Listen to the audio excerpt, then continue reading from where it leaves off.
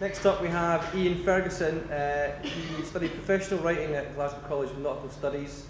He's currently at Strathclyde University doing journalism and history in his final year, where he's part of the Mayment literary journal that the fourth years are putting together. They've got a stall out in the marketplace. Have a wee mooch. Have your flyers arrived yet? Yeah. Say yes. Yes, the flyers have definitely arrived. They're very professional. But go and check them out in the stall in the marketplace. In 2011, Iain was Strathclyde Writer of the Year for his work on the university paper.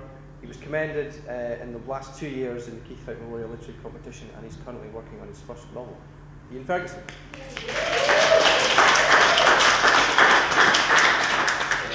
This is the story of It's Cost Babies. It's about the thalidomide scandal. So. Relationships. What would you like to know? Yes, I've had a few male friends, but not exactly a boyfriend per se. God, that makes me sound pathetic. When you come to write this story, could you leave that part out? My old school friends read this newspaper, and I don't want them reminded of wee scary Mary with her flipper-like arms. I've been taunted enough. What do you want to know? I don't mean to be cheeky or none, but am I going to get paid for this? Alright, that's alright then. Yeah, those fucking German bastards did this to me. 2 stumps for fucking legs. Jesus, if I could get me hands in the bastards now, cause a lot of heartache. Do you know what I mean? Sent me ma to another grave surgery, that fucking gift. Taking that tablet to stop man in sickness? By Jesus, what was she thinking? Did you know that 100,000 babies die in the womb? No, that doesn't surprise me. It's a sickening story, not a fact you would actively seek out. Of the 100,000 babies who made it out of their mother's womb, 500 were British. Some would say that we were lucky, but there are days when I wish I'd never been born. I've typically short arms, I'm blind in my left eye, I'm missing 3 toes, and I'm partially deaf. Sometimes I call myself a cuss baby. You might think that's strange, but the babies who all made it out were cussed from the get-go. People who say otherwise are kidding themselves on. Do I believe in God? That's one stupid fucking question I've ever heard one. If you were born with a mango cock, would you be praising the Lord? I got married last year, and my husband is the most caring man I've ever met. His sister was a thalidomide baby, but she tragically died in his mother's womb. Maybe that's why Donald understands what I'm going through. Maybe I was destined to be this way. Things happen for a reason, you know. What's the pain like? Well, I don't mean to be crude or none, but if you can imagine being kicked square in the bars on a cold day and pushing 50 cocktail sticks right up your cock with our anaesthetic, you're almost there, and that's all day, every day. I was on the train the other day, and this woman literally stared at me for the whole journey. She wasn't even hiding it, ignorant bitch.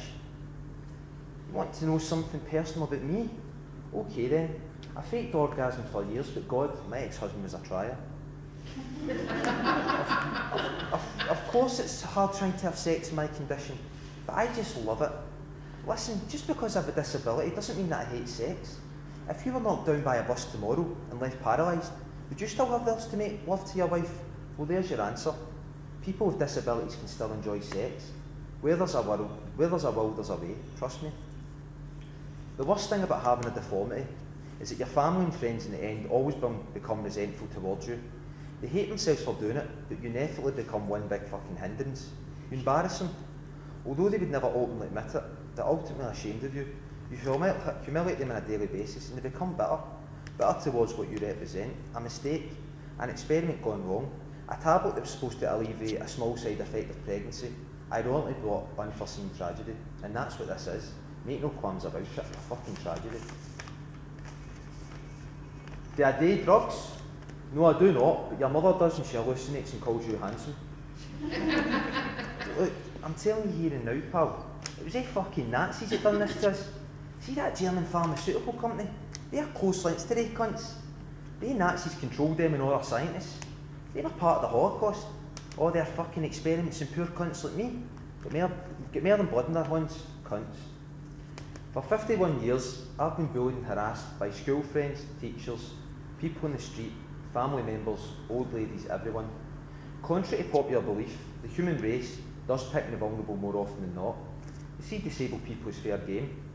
I'm not bitter though, just tired. Tired of being the butt of other people's jokes. Have you seen the picture of us by the swimming pool? Well, that was me when I was 7 years old. I'm the one on the far left. How can you begin to try and explain that? Nevertheless, when I look at the picture, it does remind me of a happier time in my life. We were blissfully unaware. We could just be normal children back then. Whenever people stared, the reason didn't register. Those guys are my best friends. Jodie and Katie are dead now. Organ failure. Perhaps that's the reason why I've decided to end my own life at Dignity's assisted suicide clinic in Switzerland. I've lost everyone I've ever loved. I agreed to this interview in the hope that you will help us in our fight for justice. We deserve justice. I won't see it though. By the time this article is published, I will already be dead. Thanks a lot. Cheers.